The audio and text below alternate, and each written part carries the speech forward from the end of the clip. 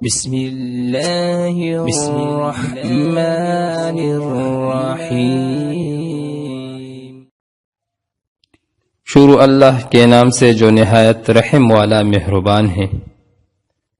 حیات الصحابہ میں جلد نمبر 3 صفحہ نمبر 179 میں لکھا ہے کہ حضرت قبیصہ ابن محارق رضی اللہ تعالی عنہ فرماتے ہیں کہ میں حضور اقدس صلی اللہ علیہ وسلم کی خدمت میں حاضر ہوا۔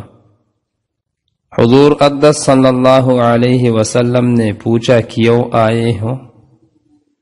میں نے عرض کیا میری عمر زیادہ ہو گئی ہے، میری ہڈیاں کمزور ہو گئی ہے، یعنی میں بوڑھا ہو گیا ہوں۔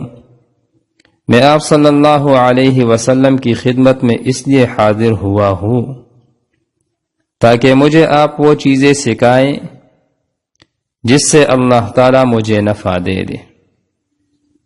حضور اقدس صلی اللہ علیہ وسلم نے فرمایا تم جس پتھر، درخت اور ڈیلے کے پاس سے گزرے ہو اس نے تمہارے لیے دعائیں مغفرت کی ہے۔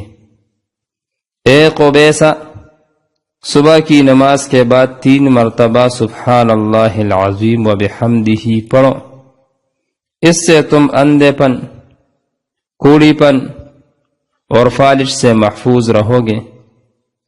اے قبیصہ، یہ دعا بھی پڑھا کرو، اللہم انی اسألک مما عندک وافض علی من فضلک وانشر علی من رحمتک وانزل علی من برکاتک، جس کا ترجمہ یہ ہے اے اللہ، میں ان نعمتوں میں سے مانگتا ہوں جو تیرے پاس ہیں، اور اپنے فضل کی مجھ پر بارش کر، اور اپنی رحمت مجھ پر پھیلا دے، اور اپنی برکت مجھ پر نازل کر دے۔